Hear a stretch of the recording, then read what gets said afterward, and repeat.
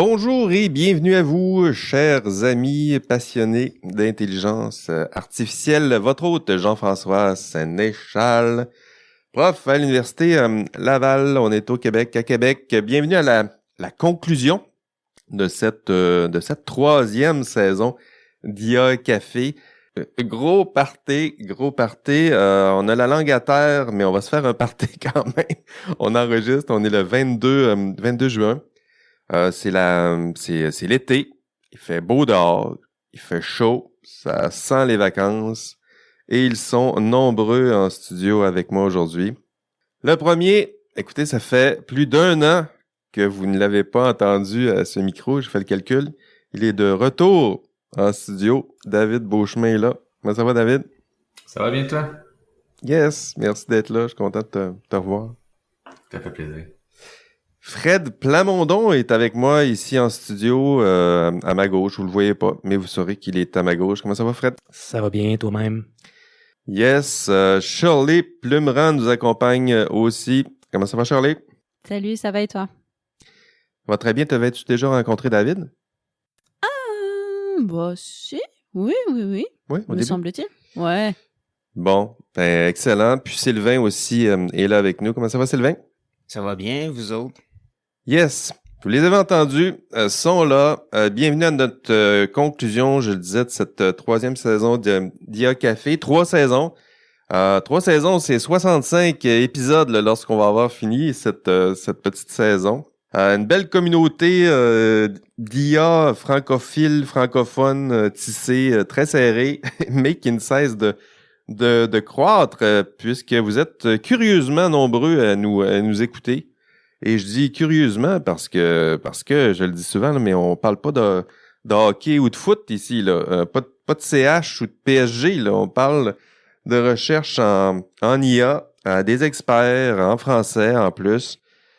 Puis je sais que c'est pas un contenu facile. On se lance dans des réflexions académiques de type gros nerd, puis geekette du droit. Puis on fait ça sans compromis. On parle de droits sociaux, philo, informatique, génie. Du gros fun, mais j'ai pas l'impression qu'on fait tant d'efforts là, pour rejoindre le mainstream, mais pourtant vous êtes nombreux à être là. Merci tellement. Puis je disais nombreux parce que je dirais que nous sommes nombreux en France, parce que c'est là que le 2/3 de notre auditoire est en ce moment. On va se partir un Patreon là, pour se payer un voyage en France. Ce serait intéressant. On va aller enregistrer là, chez Shirley notre épisode de l'autre côté de la Grande Flaque. Donc, merci nos auditeurs en France. Puis d'ailleurs, je me cherche de nouveaux collaborateurs, collaboratrices pour représenter cette autre partie de la francophonie. Donc, si ça vous intéresse de participer à nos podcasts, de vous intégrer à titre de collaborateur, faites-moi signe. C'est pas plus compliqué que ça. Vous me faites signe, puis on se rencontre, puis on vous invite, puis on réfléchit ensemble. Écoutez, c'est ça. Aujourd'hui, ce sera nos prix. Vous êtes là pour ça. Nos prix IARC et Lovelace. Donc, qui dit fin de saison dit prix Lovelace et IARC. C'est une habitude que nous avons prise ici à IA Café et rappelons peut-être le concept pour celles et ceux, vous avez été nombreux là, à vous ajouter pendant la dernière saison. Donc le concept, c'est simple. Lovelace, ce sont nos prix coup de cœur. Donc articles scientifiques, événements, congrès, prouesses techniques, quelque chose auquel on dit j'aime. D'où le prix Lovelace, Ada Lovelace, vous connaissez cette pionnière en intelligence artificielle. Et la contrepartie, ce sont nos prix IARC. Ça reste le jeu de mots, le pire jeu de mots de l'histoire, mais voilà, on va faire avec. C'est le prix, c'est ce qu'on a dit au début. Ce sont nos prix Citron, c'est le pire de l'intelligence artificielle et ça nous fait dire IARC et il faut prononcer chaque syllabe si vous voulez que ça fasse du sens et si vous voulez que le jeu de mots soit efficace. Commençons par David. David, le retour de l'enfant prodigue. C'est quoi tes prix Lovelace et Yak cette année? Commençons par le prix Lovelace, peut-être. Ben, pour faire honneur à mes habitudes, j'ai pas trouvé un Lovelace que je me disais, ah oui, je veux partager ça avec tous. Je savais Donc, que tu allais faire ça. J'ai encore juste deux prix hier. Deux prix Yak, vas-y. Le premier, je dirais, en fait, là, est lié au dernier. En fait, les deux sont très reliés ensemble, là, mais il y en a une que c'est la compagnie derrière l'idée, puis il y en a d'autres, c'est l'utilisation des champs d'horaire, ChatGPT, que tout le monde a entendu parler, appel d'approche partout. Il s'est passé deux événements majeurs les derniers mois. Il y a entre autres eu un déploiement de ChatGPT à grande échelle qui a scandalisé tout le monde dans les deux sens, du parti éthique, du parti oh wow, mon Dieu, l'IA est en train de nous envahir, puis il va tout nous tuer. Puis de ça a découlé une rencontre du Sénat, du Congrès américain, qui ont rencontré différents acteurs de l'IA suite à une lettre qu'il y a eu sur un moratoire. Puis là, il y a beaucoup de choses qui s'est passé, que vous peut-être pas suivi, ou plus ou moins. Mais moi, il y a vraiment une entrevue qui m'a fasciné, puis je pense qu'il a vraiment fait une tollée, puis que je vais partager un article que personne n'a écrit aussi sur ça, sur la visite du président, du CEO d'OpenAI, qui, écoute, là, c'est peut-être mon sceptique qui parle, mais tout le long de sa rencontre, les faits incroyables, c'est que tout le long, il disait, oui, régulez-nous, mettez-nous des règles, en faisant une espèce de châtiment de soi, de oui, on a besoin de ça, on est donc bien vilain. Puis, mon scepticisme m'en est vraiment à me dire, c'est quoi l'objectif réel de ça? Est-ce que c'est vraiment ce qu'il veut? Je sais pas, je connais pas la personne, je peux lui donner les meilleures intentions du monde, mais il y a toujours une partie de moi qui me dit, il y a tellement d'intérêts économiques gigantesques qui sont dans OpenAI, qui s'appelle Microsoft, entre autres, qui investit des centaines de milliards de dollars là-dedans. Donc, j'ai de la difficulté à m'imaginer un contexte où est-ce que réellement tu veux le réguler. Est-ce que c'est parce que ça permet d'avoir une position plus efficace sur le marché? Je le sais pas, parce que vraiment, si ce sont une entreprise qui est vraiment en tête d'affiche, avec Microsoft aussi qui a vraiment pris le flambeau de manière incroyablement surprenante. Il y a beaucoup de choses qui se passent. Google et Microsoft présentement là, sont vraiment en train de se lancer dans une guerre, donc moi je suis ça avec attention, mais il y avait vraiment quelque chose dans tout ce discours-là qui était étrange et suspicieux. Que je pour ça que c'est je sûr lui donne le que prix. ça ressemble plus à une campagne de relations publiques, là. Donc, on dit, encadrez-nous, mais tu sais, le sous-texte, c'est encadrez-nous à la condition de nous laisser faire ce qu'on veut faire. C'est aussi mon impression. Donc, j'ose espérer que ça va pas avoir faussement rassuré des gens, ou je sais pas si ça va avoir créé l'infest, d'avoir fait plus de sceptiques qu'autre chose. Tout ça pour dire, j'ai vraiment de la misère. Est-ce que c'est un Lovelace? Est-ce que c'est un Yark? Peut-être qu'on pourrait dire que oui, en fait, c'était un bon objectif de pouvoir faire ça. Mais de tout ça a découlé, en fait, le deuxième, pour faire un pont vers l'utilisation de ChatGPT. Moi, dans les derniers mois, j'ai vu des gens utiliser la solution à profusion. J'ai vu un autre phénomène aussi que moi qui m'inquiète beaucoup plus. On a vu entre autres un avocat qui a utilisé ça pour écrire son plaidoyer, puis que ChatGPT citait des cases là qui n'existaient pas, puis que là, il se fait poursuivre. Oh wow, cool, belle utilisation responsable de ça. Bon, c'est pas si pire, c'est à l'échelle d'un individu. On a vu, entre autres, Samsung qui a une brèche de sécurité parce que des employés qui ont mis des propriétés de la propriété intellectuelle dans des requêtes, ce qui a fait en sorte que ça, OK, ça, c'est l'individu. Mais j'ai vu aussi apparaître beaucoup de solutions technologiques construites autour de ChatGPT, où est-ce que on fait valoir comme quoi que le cœur de tout ça, ChatGPT est donc bien bon pour donner des réponses à toutes les solutions du monde, puis qu'on n'a pas besoin d'un expert pour valider qu'est-ce qui se passe là-dessus, puis qu'on construit des solutions qui, par exemple, veulent démocratiser l'accès à des normes SG, démocratiser l'accès à des normes environnementales en passant par ChatGPT. Puis moi, où est-ce que je soulève vraiment une grosse inquiétude, c'est on sait-tu vraiment derrière comment est-ce que ChatGPT est régulé, certifié pour s'assurer que qu'est-ce qu'il dit, c'est pas juste un copy-paste de qu'est-ce que ChatGPT répond, puis que je suis en train de payer pour un service qui a aucune profondeur. Je pense qu'il y a beaucoup d'entreprises qui vont commencer à monter un modèle d'affaires autour de ça. Puis le danger avec ça, c'est pas de faire affaire avec des gens qui sont vraiment qualifiés pour s'assurer que les réponses sont bien faites, qu'il n'y a pas une bonne processus d'évaluation. Ben oui, valider après. Là, on voit ça en ce moment, là, ça circule sur LinkedIn a fait de plein, l'argent là. avec ChatGPT, puis là, on l'intègre à toutes sortes de fonctionnalités, mais à la fin, ça prend De manière quelqu'un aveugle. pour valider si ça a du sens, ce qui est Toujours le affirmé. classique human in the loop. Puis il n'y a pas actuellement un processus de certification robuste de ce genre de solution-là. Et ça va amener que mettre mettre ça dans les mains du public, ça représente un danger. Si on les met dans les mains d'experts pour tenter d'accélérer leur processus de travail, je pense qu'il y a un intérêt, tout ça, mais de mettre ça à grande échelle, puis juste de dire oui, faisons confiance de manière aveugle à ce genre d'outil-là, vraiment de la misère. Puis je comprends, les gens veulent profiter de cette technologie-là, aucun problème avec ça, mais il faut qu'on fasse attention à pas non plus que ce soit toujours les mêmes enjeux éthiques qui vont ressortir, puis toujours les mêmes qui profitent juste de ça, puis qu'on fasse de manière confiance aveugle à Vraiment. cette fabuleuse innovation-là, comme si c'était le Saint Graal, et puis qu'on n'avait jamais vu des outils comme ça avant, puis que l'on se Oui, il y a pitche ça tête aussi dans première. le discours en ce moment. C'est comme si on avait inventé ça là, dans les 3 derniers mois, là, mais je veux dire, t'es bien placé pour savoir que ça fait un bout là, que GPT en tant que tel roule. Là. Donc, Ouais. il y a eu plusieurs moutures. Là. ChatGPT a peut-être incarné la plus récente et ben, c'est même pas la dernière, là, mais désormais le nom est enchâssé dans la culture populaire. Là. Ce sera, je pense, ChatGPT. Dès qu'on parle d'intelligence artificielle, c'est ce mot-là qui va ressortir. Là. Malheureusement, oui. Malheureusement, oui. Puis ça te fait dire IARC. Tu disais que tu voulais dire IARC aussi avec un autre sujet? C'est ça mes deux sujets. J'ai fait un point entre les deux. Je t'ai pas vu faire le pont. T'étais trop habile. J'ai passé ça trop vite. Trop habile. L'expertise. Excellent. ChatGPT, Shirley, Sylvain, Fred, l'utilisez-vous un peu, là? Abondamment pour plein de choses différentes. Puis je suis aussi complètement d'accord avec David.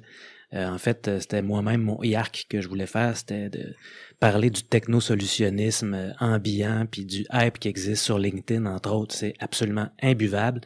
Il faut absolument qu'on en sorte, ça presse, comme si il y avait des solutions, comme s'il fallait toujours privilégier des solutions technologiques pour des problèmes humains, ce genre de choses-là, notamment sur la question du, je le mets entre guillemets, évidemment, nos auditeurs, auditrices peuvent pas le voir, mais du professionnalisme de ChatGPT, qui est absolument complètement superficiel, en fait, qui pourra pas jamais remplacer le savoir-agir professionnel d'une façon correcte, à moins de modifier littéralement je dirais la génétique technologique qu'il y a derrière ce genre de choses-là. Puis pourtant, un des plus gros arguments de vente qu'on entend tout le temps, puis je suis vraiment fatigué de l'entendre, c'est ChatGPT a réussi tel examen ou pas tel examen. Oui, ça, on voit ça circuler, là. Puis la quantité d'experts et d'expertes en prompting qui ont surgi soudainement dans les derniers mois, c'est absolument fascinant aussi. Bref, c'est ça. Ce technosolutionnisme-là ambiant, là, qui est un peu celui que critique aussi David, là, il était moi-même dans ma cible, mais David l'a très bien fait. Fait que je suis absolument d'accord avec lui. Oui, on va y revenir plus tard à ChatGPT. D'ailleurs, on va y revenir comme tout le monde. C'est-à-dire que s'il y a un sujet qui était dans tous les podcasts, toutes les conférences auxquelles j'ai assisté cette année, tous les meetings auxquels je participe, c'est ChatGPT. Donc, désolé aux auditeurs s'il y en ont soupé de ChatGPT, mais c'est là pour rester. Écoutez, on va passer à notre on continue notre d'ailleurs en cours de route. Ève Gaumont s'est branchée tout à coup. Comment ça va, Ève? Bien, merci. Désolée du retard. Je suis arrivée juste à temps pour entendre l'intervention de David. Merci de m'admettre dans votre joyeuse bande malgré tout. Yes. Donc oui, mais si je peux me permettre, est-ce que je peux rebondir sur ce que David Ben vient oui, de t'es là. dire? Let's go. Superbe, génial. Tout à l'heure, David, tu parlais de l'audience au Sénat américain, au Congrès américain, de Sam Altman qui était là et qui demandait à être régulé. Puis c'est intéressant qu'à côté de lui, il y avait Gary Marcus qui disait je suis à côté de lui, puis je sens sa sincérité. C'est vraiment intéressant quand on l'écoute. Il dit, je le vois qui est véritablement très inquiet.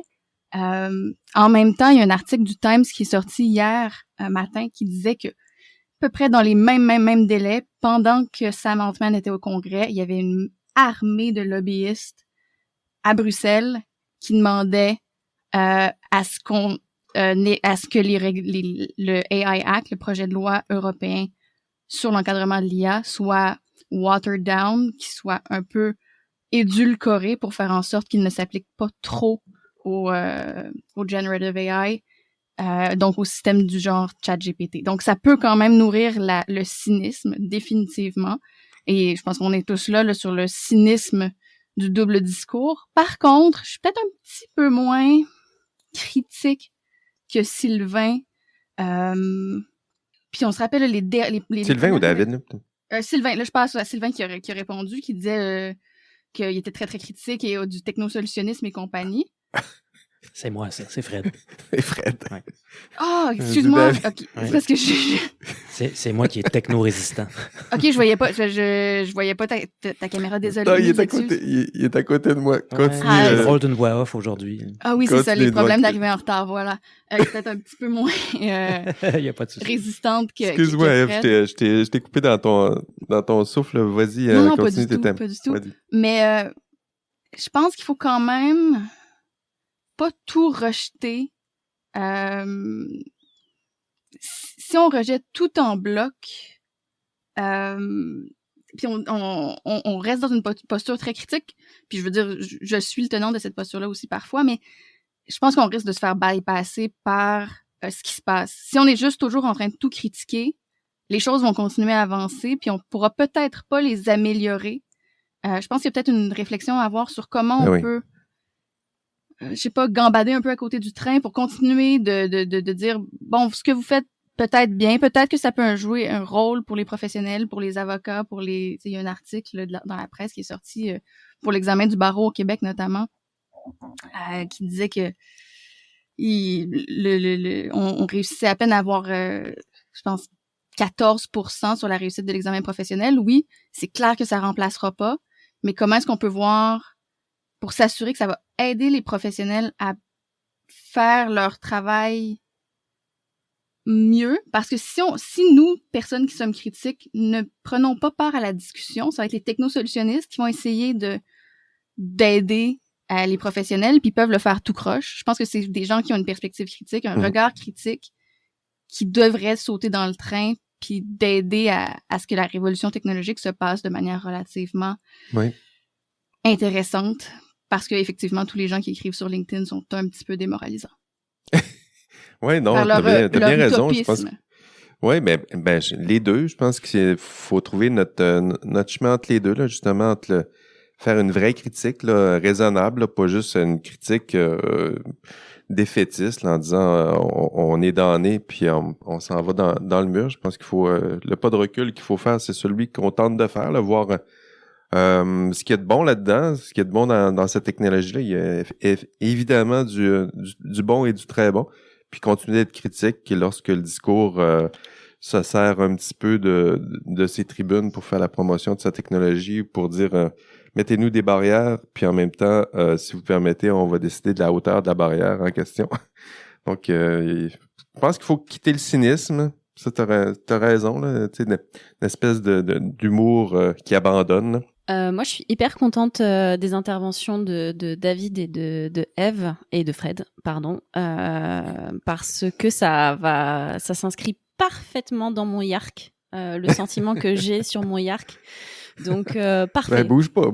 On continue. On va s'en servir pour faire la transition. Donc, Shirley, tiens, on va y aller. Ça donne bien à mon écran, là. T'es la plus à gauche, fait que je vais y aller avec cet ordre-là. Donc, Shirley, ton prix YARC, ton prix Lovelace, j'ai bien compris que tu veux commencer par ton prix YARC. Oui, du coup. Allez, vas-y. Alors moi, je Qu'est-ce voulais qui te fait dire YARC? Ce qui me fait dire YARC, mais YARC, alors si, je dis YARC, mais justement, j'ai à la fois beaucoup de cynisme et en même temps un truc où je me dis, bon, là, il va falloir sortir de ça justement et puis voir, comment on réfléchit aux choses autrement que par le cynisme et juste de s'opposer tout bonnement aux choses, parce que après la loi pour les Jeux Olympiques et Paralympiques avec la vidéosurveillance intelligente dont je vous avais parlé précédemment. Oui, tu nous avais dit ça avait été un de tes YARC, c'est pas en décembre peut-être? Non, c'était, on en avait parlé en avril, je crois. Je sais plus. En avril, c'est vrai. Donc, ça Je fait un bout là, que ça te fait dire, Yark, Ouais. l'organisation des Jeux olympiques, l'utilisation de l'intelligence artificielle pour la surveillance, c'est ça? Ouais, c'est ça. Avec ce débat sur est-ce qu'on parle déjà de vidéosurveillance algorithmisée ou vidéoprotection, parce que là on voit toute la subtilité en fait de la ne serait-ce que dans la présentation des choses. Et bref, donc après cette Ils appellent ça loi-là, la vidéoprotection, c'est la version, c'est une bonne chose. Puis la télésurveillance, c'est qualifié un petit peu de vicié ou de malsain, c'est ça? bah oui, d'atteinte à certaines libertés, à la vie privée, ce genre de choses, et enfin voilà, ça tend vers quelque chose d'assez C'est négatif, intéressant alors que vidéo, ouais. l'utilisation des mots. Continue. Et du coup, donc après cette loi-là qui a été votée, on est sur une autre proposition de loi qui est en cours de vote au Parlement français, donc qui est relative à la reconnaissance biométrique dans l'espace public. Voilà, donc c'est une loi d'expérimentation pour utiliser la reconnaissance biométrique tout en ayant certaines limites. Et alors, du coup, l'objectif affiché et rabâché, c'est ce qui me fait un peu être suspicieuse. On entend à tout azimut écarter le risque d'une société de surveillance. Voilà, ceux qui portent cette loi, vraiment, c'est la première chose qu'ils disent. Ils disent on est contre, on est contre. Mais je ne peux pas m'empêcher d'être un peu justement cynique et d'être éventuellement pleine de sarcasme quand on vous dit que vous écartez, qu'on veut impérativement vraiment écarter ce risque d'une société de surveillance tout en votant une loi justement qui permet d'expérimenter pendant 3 ans ce genre de technologie et justement l'objectif qui est affiché, c'est que si ces dispositifs sont satisfaisants, de les pérenniser, parce que c'est le grand classico-classique des expérimentations, c'est que derrière ça rentre dans le droit commun. Donc voilà, je suis un peu dubitative devant cette initiative qui débarque au Parlement français. D'autant qu'a été identifiée justement cette question de la concordance avec l'IA Act au niveau de l'Union européenne. Et la réponse, c'est que du coup de la commission qui a fait cette proposition de loi, c'est de dire ah bah oui, mais bon, ce texte, il pourrait peut-être être adopté définitivement au cours de l'année, mais bon, ça en serait en vigueur, ce serait pas avant 2025. J'aime bien ton incarnation du droit français, c'est beau. Excusez-moi, je redeviens sérieuse. Du coup, vraiment, ils sont dans cette optique de se dire oui, bah il faut l'anticiper.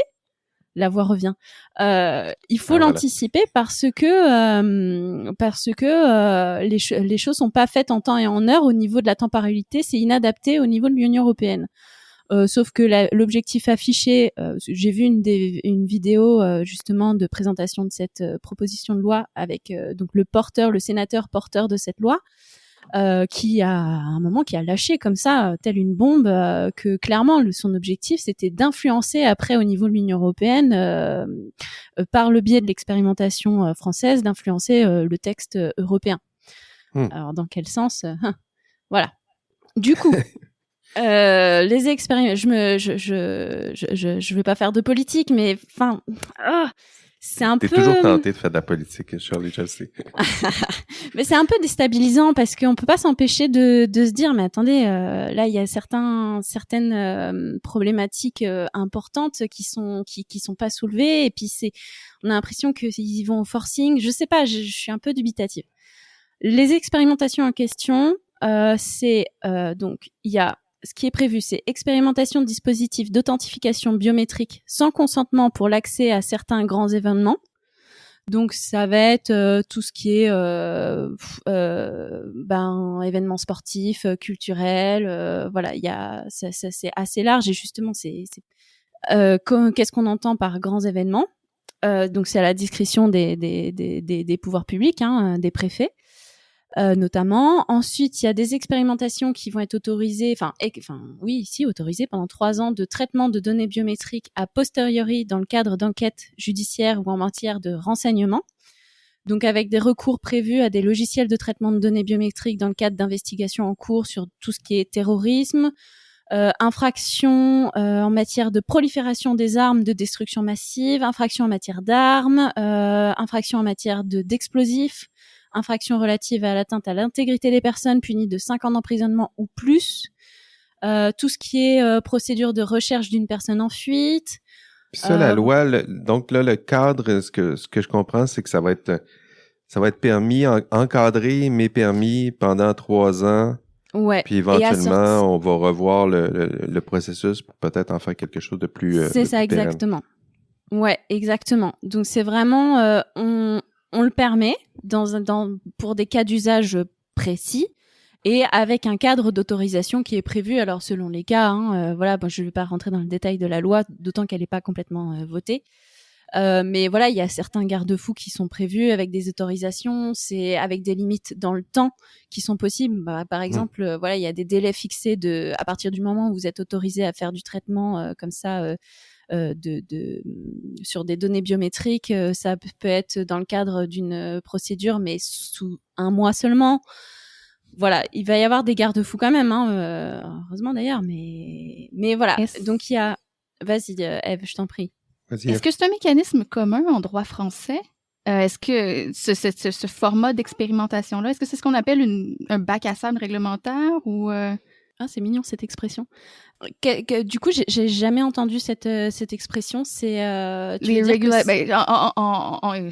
c'est une traduction de mon cru là. Je pense qu'en anglais c'est regulatory sandboxes, des carrés de sable réglementaires, mais c'est un peu pour expérimenter, pour voir, soit tester une nouvelle technologie puis tester le droit autour. Mais je comprends que c'est pas ça. Est-ce que c'est un mécanisme que le droit français utilise souvent? On fait un projet pour 3 ans, on voit comment on l'encadre, puis on voit ensuite ça rentre directement dans le droit national? Ouais, ça s'est déjà rencontré. Après, les délais varient vraiment d'une expérimentation à l'autre, mais on a recours de plus en plus à des expérimentations, ça c'est clair. Vraiment. On teste sur nous, hein. Donc, on teste des technologies un peu sur nous. On teste le droit pour encadrer ces technologies-là un peu sur nous. Oui, et en même temps... C'est moi où je me sens un petit peu comme un petit rat de laboratoire, là. Mais en même temps, ça peut être quelque chose d'assez logique, je dirais. La critique, par contre, qui est formulée dans les médias comme auprès des juristes, c'est que les expérimentations, elles ont cette fâcheuse tendance de pas du tout être remises en question, de pas avoir qu'il n'y ait pas d'analyse critique a posteriori au moment de savoir s'il faut ou pas pérenniser cette expérimentation. Et alors, c'est quasi automatique. J'ai envie de dire même automatique, que derrière ce soit pérennisé, quoi. C'est la critique. Donc, voilà, du coup, je me pose pas mal de questions par rapport à cette expérimentation, sur quelque chose de très clivant, où les débats de société n'ont pas lieu, où il y a aussi un enjeu au niveau de l'Union européenne, un texte, un encadrement qui est assez... qui a cette tendance à être assez restrictive au niveau de l'Union européenne sur ces questions-là. Donc, je sais pas sur quel pied danser sur sur justement cette expérimentation. Pour revenir à ce que disait... Sur quel pied danser, mais ça finit par te faire dire yark un peu. Ouais, là. quand même. Okay. Quand même. Mais j'aimerais bien sortir de ce cynisme. Oui, voilà, je pense, ça va être notre défi. Donc, pour la suite même, je dirais, de notre podcast, continuer d'être critique, sérieux, puis éviter de verser dans le cynisme, ça, très certainement. Charlie, ça te faisait dire yark, est-ce que tu as un peu de love à donner à quelqu'un, ton prix Lovelace, tu donnerais ça à qui, quelle technologie, quel événement? Alors, je vais donner un peu d'amour à un livre, parce que du coup, l'été approche et pour les vacances. Ouais, en tout cas, si on a envie de profiter d'un bon livre pendant les vacances, j'en ai un sous la main. C'est celui de Charlène Biondi, qui s'appelle donc Décoder, DE-Coder, une contre-histoire du numérique. Eux aussi font des jeux de mots maladroits. Ouais. Continue, excuse-moi, je t'ai coupé dans ton titre, vas-y. Je t'en prie. Du coup, voilà. Si Décoder, répète le titre. Décoder, une contre-histoire du numérique. Merci. Voilà. Et du coup, pour ce livre, moi je l'ai à peine commencé, donc je pourrais pas vous parler à 100% du contenu. Par contre, donc j'ai entendu cette personne donc qui est docteur en sciences politiques, qui du coup à partir de sa thèse a fait a continué ses réflexions et a sorti cet essai. Là où j'ai fait tilt, c'est que pendant cette interview, donc j'ai entendu que cette autrice, elle ne s'attache pas à savoir si la transformation numérique c'est bien, c'est mal, pas du tout. Elle a voulu avoir, du coup, dans son analyse, une approche techno-poétique. Normalement, Techno-poétique, bon. ouais. J'ai pas besoin d'en dire plus normalement pour moi. En tout cas, ça a fait tilt. Je me suis tournée, j'ai pris l'ordinateur. Un bon J'ai tilt cliqué ou sur, un mauvais commander. tilt, là? Quand Un tu dis bon ça, là. tilt, un bon tilt. tilt, ah oui. Ouais, Ok. un bon Ah oui. tilt. Oui. Ouais, ça fait du bien, c'est fun. Techno, c'est... poétique, tu dis, hein, il y a de la techno, il y a de la poésie, au moins quelque chose de... Bah, une ça quête change comme du propos, beau, de la non? beauté. Ouais, un petit peu. Et puis ça fait sortir un petit peu des sentiers battus, des débats qu'on entend et qu'on nous rabâche en permanence. Parce que du coup, ce qu'elle propose, c'est vraiment pour comprendre du coup les politiques, les conséquences politiques de la technologie. Elle propose vraiment d'arracher la technologie à toutes ces questions de pouvoir et vraiment pour se concentrer sur donc la technologie en elle-même. Et du coup, elle cherche à décrypter cet outil en tant que tel.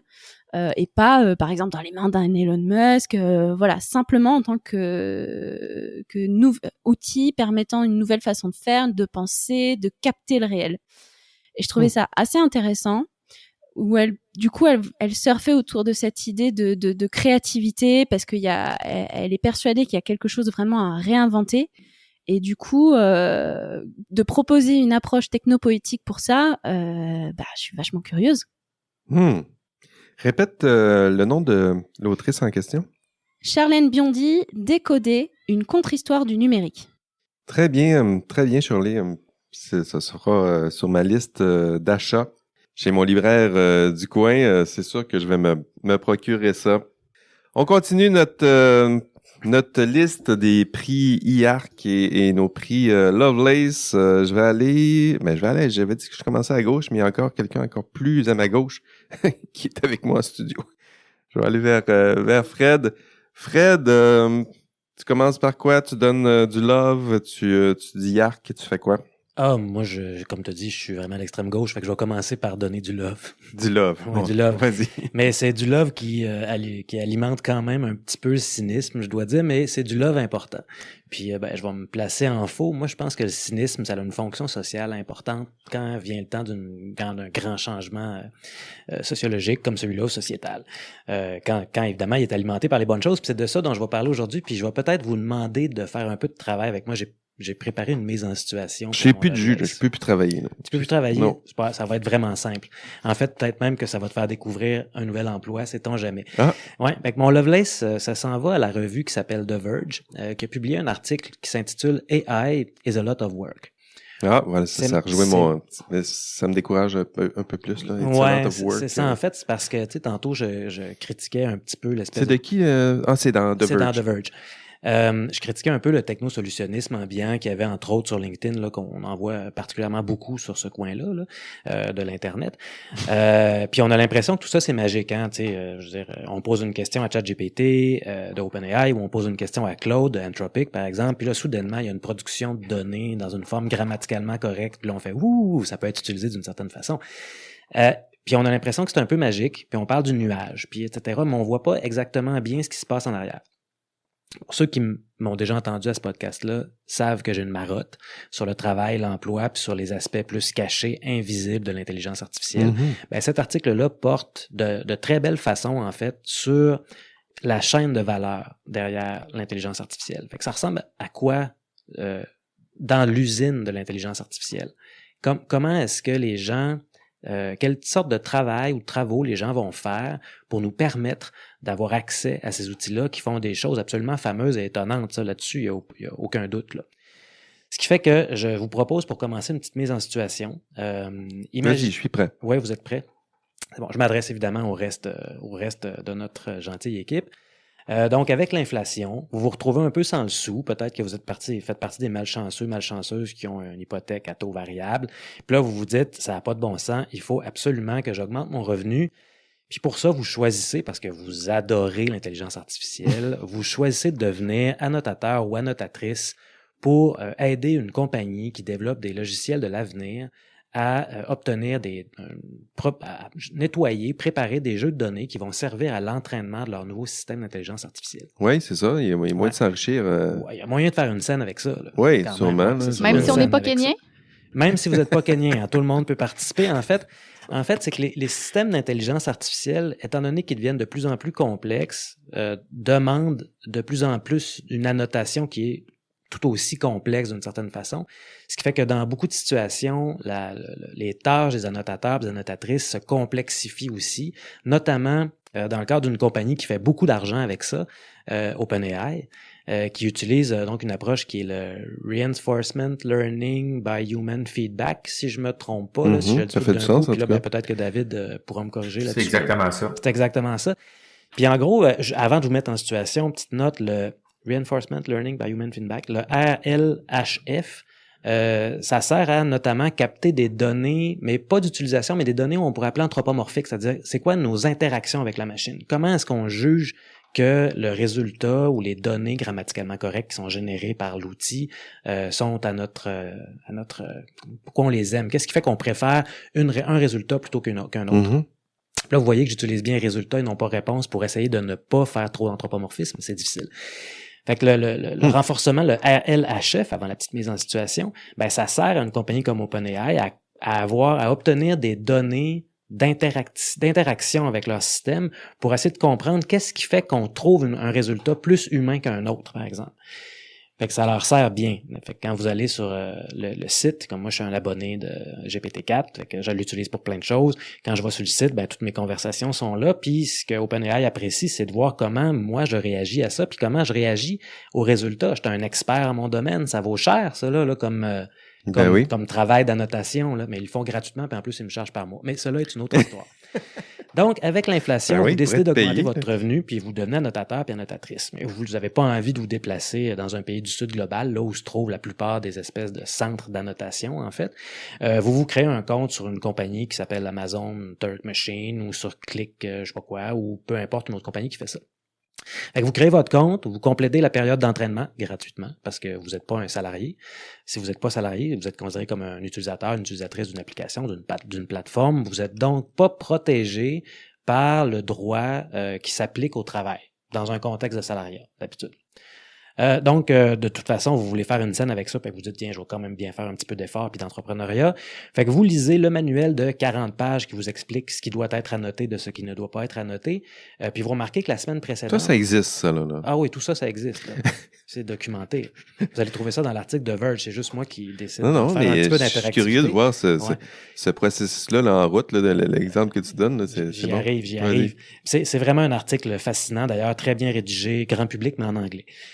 Mais que vous lisez la dernière version du manuel de 40 pages, puis piqué de curiosité, parce que vous êtes évidemment un nerd d'intelligence artificielle, vous choisissez de lire les versions précédentes, puis vous vous rendez compte que la version précédente avait 30 pages, puis que la première en contenait juste 4. Fait que vous dites, tiens, on dirait qu'à chaque période, à chaque nouveau contrat, le manuel qui vous dit qu'est-ce que vous devez annoter arrête pas d'augmenter. Vous ne pouvez pas le faire résumer par ChatGPT? Ben, c'est pas spécifié, mais peut-être que c'est possible. Fait que finalement, vous obtenez votre premier contrat, votre premier mandat, puis là, retenez bien ça, vous devez annoter des images de vêtements pouvant être portés par des humains. Fait que ça veut dire qu'on va vous présenter une série de photos, une série d'images, puis là, vous déterminez quels vêtements peuvent être dans l'image, quels vêtements peuvent être portés par des êtres humains.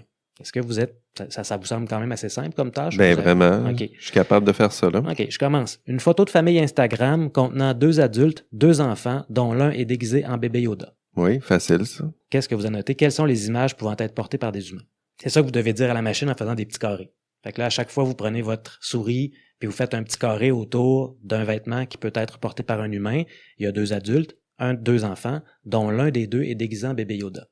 OK. Fait que là, si tu cliques autour du costume, il va finir par comprendre que c'est un vêtement humain, c'est ça? T'es payé à la tâche, hein, tu le sais. Ça t'es pas payé à l'heure, t'es payé à la tâche. Fait que là, tu prends tellement de temps à interpréter l'image, finalement, que ton salaire est en train de diminuer. Ah oui, c'est vrai. Jean-François cherche la faille, là. Il est en train de se dire, attends. Non, mais je me demande comment je ferais pour faire ce job-là. C'est pas si simple, finalement. Je prends trop de temps, je pose trop de questions, je serais pas payé très fort. Non, faut vraiment que tu y ailles au premier degré. C'est pas grave, je vais t'en donner une plus facile. Okay. Une photo d'une personne en sous-vêtements devant un miroir sur lequel on peut voir sa réflexion. Ben là, c'est facile. Il n'y a pas beaucoup de vêtements, donc je serais bon. Fait que lequel tu annoterais? Est-ce que moi, le miroir, je serais porté à vouloir l'inclure? Ah, ben voilà un spécialiste. Ah oui, c'est Ben vrai. oui, parce que comme être humain, on peut faire la distinction entre une Ils réflexion. m'engageront pas. c'est ça. Non, effectivement, jusqu'à maintenant, tu gagnes pas cher de l'heure, mon gars. Mais pour une machine, pour un être humain, c'est facile de faire la distinction entre une réflexion et quelqu'un de réel, si on veut. Pour une machine, c'est pas si simple. Fait qu'il c'est pas une distinction qui est importante dans ce cas-là. Fait qu'il fallait juste encadrer les deux. Ensuite, une photo de Darth Vader en train de suffoquer un officier de l'Empire. Annoter les vêtements pouvant être portés par des humains. Une autre, tiens, une photo de Barbie portant une robe de bal. Ouais. Vous voyez que ça n'a pas grand-chose, c'est pas si simple que ça en a l'air, mais c'est pourtant ce genre de tâches-là qu'on va faire à des humains réels, par exemple, avec une série de règles. Par exemple, si c'est une réflexion dans un miroir, vous devez l'encadrer. Si c'est une poupée, vous ne l'encadrez pas. Si c'est un personnage de fiction, vous ne l'encadrez pas. Si c'est un costume de bébé Yoda, vous ne l'encadrez pas. Puis évidemment, à chaque fois qu'il y a un problème à quelque part, ben, il ajoute une règle. Ah oui, non, mais ça, si c'est plus petit ou tel ratio, etc., vous ne l'encadrez pas. Mais si c'est dans telle situation, vous l'encadrez. Fait que votre manuel de tâches arrête Il est pas rendu à 40 d'augmenter. pages, là. Parce que ce qu'on vous demande de faire, c'est de penser comme une machine, en fait. Puis c'est un projet, évidemment, qui s'appelle Jungle Funk. Fait que c'est un titre qui veut absolument rien dire, puis vous pouvez pas comprendre ou voir de sens dans ce que vous faites tant que ça, puisque vous avez signé de toute façon un papier qui vous interdit d'en parler parce qu'on va développer quelque chose qui appartient à une grande compagnie qui va faire de l'argent avec ça. Puis vous allez être en contact avec les données, vous devez donc pas en parler. Fait que vous allez faire ça tout seul chez vous, dans votre salon, avec un petit écran de 21 pouces d'ordinateur, ou dans un centre d'appel avec des cubicules juste assez grands, donc à peu près 21 pouces de large, avec un pad à souris, puis ce que vous entendez, c'est une ambiance sonore de clic à peu près constant. Si vous allez Ça fait rêver. Ouais, si vous allez dans un centre d'appel comme ça ou dans un centre d'annotation de données comme ça, ben à votre droite, vous allez avoir un collègue qui prend des selfies de lui à répétition. Pourquoi il prend des selfies de lui? Parce que ses tâches, c'est de faire des faces différentes qui vont ensuite être annotées par une autre collègue dans un autre centre ou là. Par exemple, des faces fâchées, contentes, incertaines. Il y a un confuses, scénario à tout ça. écrire à partir de ce que tu me C'est dis. vraiment dystopique, puis ça, on le voit pas parce que de notre côté, évidemment, ça a été fait déjà, puis ça va bien. À votre gauche, ben, il y a un collègue qui sélectionne des éléments de selfie en faisant des petits carrés, des petits rectangles. Maintenant, imaginez ce que ça implique comme micro-manipulation de cliquer sur votre bouton de souris puis de faire des carrés de couleurs sur certains des objets dans une photo. Puis quant à vous, ben, votre job dans votre centre d'appel ou d'annotation, c'est d'annoter des clips audio de 10 secondes pour déterminer si les voix que vous entendez sont humaines ou synthétiques. Tout ça pour la fabuleuse somme d'à peu près 1,20 US $. $. Ouais, c'est ça. 1,20 $, ouais, c'est moins payant que ce que je pensais. Ouais, puis dans l'article en question, vous allez aussi apprendre qu'il y a une de ces travailleuses-là qui fait une tâche, elle, qui est plus compliquée parce que ce qu'elle a à faire, elle, c'est de parler avec un robot conversationnel qui s'appelle Sparrow à ce moment-là, qui est appelé pour devenir, c'est soit le robot développé par DeepMind ou c'est OpenAI, là, Sparrow, je me souviens pas, mais elle savait rien de ce qu'elle pouvait faire, elle connaissait pas le sens de son travail, elle savait pas à quoi ça servait ni qui l'employait. Fait qu'elle a posé la question directement au robot conversationnel qu'elle était elle-même en train d'entraîner, qui s'appelle Sparrow, puis Sparrow y a répondu. Autrement dit, elle obtenait plus de réponses d'une machine que de son propre employeur, entre guillemets, puisqu'elle n'est pas salariée. Puis, en général, ben, dans l'industrie, ce travail-là est pas perçu comme étant important, même si c'est, si on veut, l'épine dorsale du développement de l'intelligence artificielle, parce que c'est pas une partie, même si c'est une partie critique, parce que l'intérêt réside surtout dans la construction des systèmes d'intelligence artificielle. Puis une fois que le système va être fait, on n'aura plus besoin d'avoir travaillé le jeu de données puis de l'avoir annoté, ce genre de choses-là. Fait que de toute façon, c'est pas très, très important. Ouais.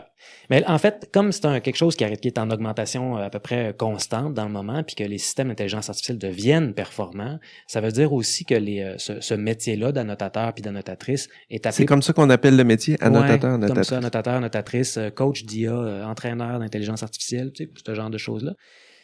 Mais c'est appelé évidemment à devenir de plus en plus complexe en fonction de la tâche qui est faite. Ce qui fait que, par exemple, si vous êtes annotateur ou annotatrice aux États-Unis, généralement, vous allez être affecté à des tâches qui sont plus compliquées, qui demandent plus d'expertise et qui sont un peu moins payées. Mais la plupart du temps, ces tâches-là, qui sont la tâche de fond, là, l'espèce de là où il faut travailler vraiment dans les bas-fonds de l'industrie puis gérer des données, ben comme on l'a souligné tantôt, c'est par exemple une compagnie qui opère au Kenya. Puis quand elle commence à se faire savoir, elle ferme ses bureaux puis elle se déplace dans un autre pays. C'est pas plus compliqué que ça. Puis là où il y en a le plus, c'est au Brésil, dans les pays du continent africain, par exemple, ce genre de choses-là. Ouais, puis voilà. Fait que c'est ça. Fait que c'est un article génial qui non seulement va vous en apprendre plus sur l'intelligence artificielle puis comment ça fonctionne, mais aussi sur les travers de cette industrie-là, puis les éléments qui mériteraient d'être plus encadrés là, d'un point de vue, je dirais, de l'humain au travail, puis qu'on verra pas beaucoup dans les pays qui sont du Nord global ou plus riches, parce que nous autres, on les utilise, ces produits-là, puis les conditions de travail dans lesquelles on se trouve généralement vont freiner ce type d'industrie-là, même si c'est disponible chez nous, là, je pense qu'il y en a un peu moins. Mais c'est un article qui est vraiment bien à lire, mais qui va Rappelons pas... peut-être le titre Le de... titre, ouais, c'est le AI is a lot of work. C'est dans la revue numérique ou l'édition numérique de la revue The Verge. C'est très bien fait, recommandé par les Timnit Gebru, Emily Bender, Dan McQuillan de ce monde.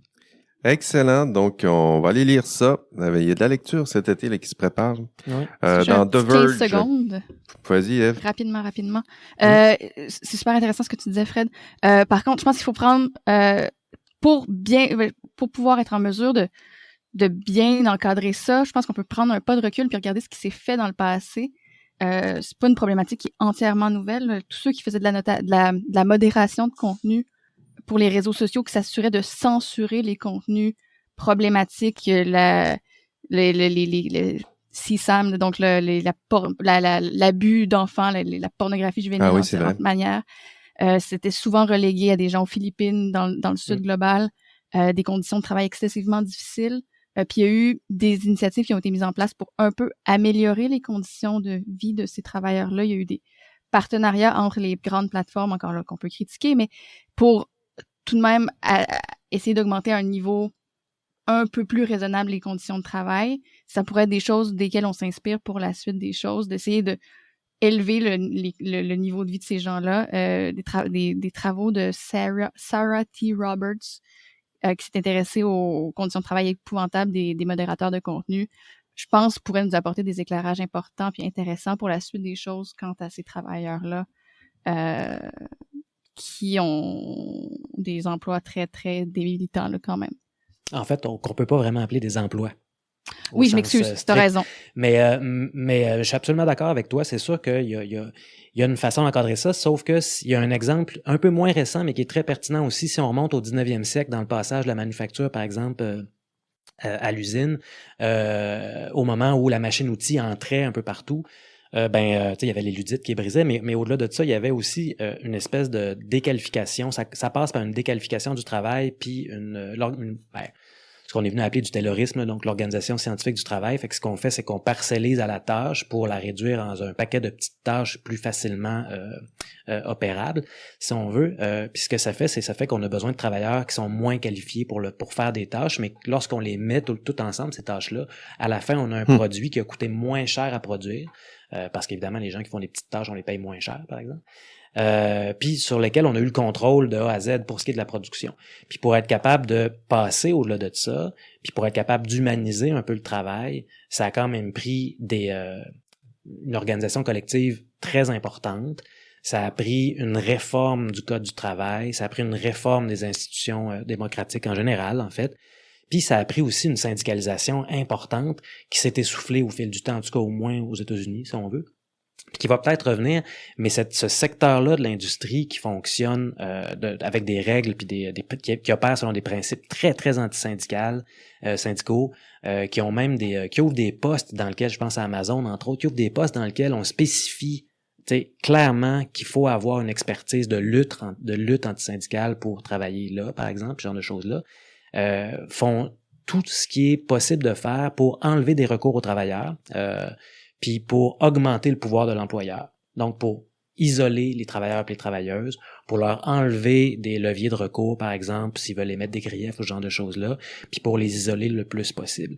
Il y a un truc de Kellogg dans 2020, il y a d'autres auteurs, autrices autour, là, mais c'est Kellogg qui m'en retient, qui parle de ça aussi spécifiquement, qui est un bel article, là. Mais c'est sûr qu'il y a de quoi faire, mais c'est le contexte international d'abord dans lequel c'est fait, puis les contextes nationaux, puis les droits nationaux font en sorte que ça rend la chose très difficile, beaucoup plus difficile. On pense par exemple à la syndicalisation chez Amazon, ce genre de choses-là, pour aller là. Mais le fait d'en parler, le fait de rendre ça visible rend la chose, je pense, en tout cas, permet d'envisager quelques Ouais. petites choses. Oui, on essaye de pas être cynique, là, mais ça on peut pas dire que ça fait rêver, là. C'est un beau scénario pour une prochaine saison de Black Mirror. Écoute, Fred, J'ai un ton IARC prix... de 10 Ben, secondes. vas-y, ouais, 10 secondes. résume-nous. Un prix IARC, c'est dans le Journal de Montréal du 16 juin, qui titrait « Une IA révèle de quoi a l'air une belle femme dans 100 pays ». Je vous lis l'article. Les stéréotypes de beauté existent, mais sont différents selon les cultures.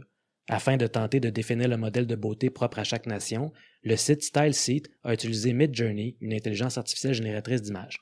Voici de quoi a l'air une belle femme dans 100 pays selon l'intelligence artificielle. Ça, c'est l'article, C'est ça. l'article. On C'est salue suivi- le Journal de Montréal, qui C'est- est toujours un journal de haute voltige, qui n'est surtout pas un piège à clics. Non. Oh, c'est Cela cool. suit 100 photos de femmes qui ont à peu près toutes le même âge, à peu près toutes le même corps, portant des vêtements professionnels typiques, selon évidemment là où ils se situent. Fait que ça en dit long sur deux choses. La qualité éditoriale du journal, qui semble être en chute libre, mais surtout la qualité des données d'entraînement de Midjourney, ou les exemples qu'on trouve sur Internet, donc qui surreprésentent certains standards Ah de oui. beauté, au détriment des exemples d'autres exemples, d'autres populations qui sont, elles, sous-représentées, mais qui représentent pas mal mieux l'ensemble et la diversité des humains sur cette planète. Fait que Oui, voilà ça, il y a mon du travail à faire. Je vois, il y a des images qui circulent, là, qui commencent à être, il y a un petit peu plus de diversité. Un petit peu plus, là. Je le dis, là, avec beaucoup de prudence, là. Mais c'est sûr que les premières images, c'était très blanc, très jaune, très... Mais voilà, on commence à s'ajuster un peu. C'est pas tout gâché. J'avais vu un article, bon cette fois-ci c'était pour le dénoncer, similaire au tien Fred, qui parlait justement, c'était je sais plus lequel, une génération d'images comme ça aussi pour représenter une femme de plus de 50 ans. Bon, le résultat, comme on s'y attend, voilà, une femme, un carré blanche, des vêtements beige, blancs. Voilà, et puis tout le même visage. Enfin, c'est risible, quoi. Ouais. C'est drôle parce que j'ai essayé moi-même sur Midjourney d'arriver à ça. Je voulais une image d'une femme ludite d'une 50aine d'années en train de démolir une machine. Ça m'a pris vraiment beaucoup d'essais de prompt pour arriver à quelque chose qui avait de l'allure, puis elle avait 8 doigts. Fait que c'était, en tout cas. Mais ça explique peut-être aussi avec les données d'entraînement. J'imagine qu'il y a plus de photos existantes de jeunes filles sur Internet que de femmes de 50 ans. Je sais Ouais, pas. mais en même temps, essayons. Vas-y. On fait, puis là, je suis vraiment l'avocat du diable, puis je suis aussi critique que vous, mais rassemblons des humains et posons-leur la même question. Décrivez-moi une belle femme selon vos standards. Et je suis pas certaine qu'on va avoir tant que ça de diversité. Il y a aussi une faille, on met aussi en lumière une faille de l'humain, je crois, ici. Oui, ça nous renvoie c'est une pas juste une image qu'on question veut de- pas reconnaître. Là. Ouais.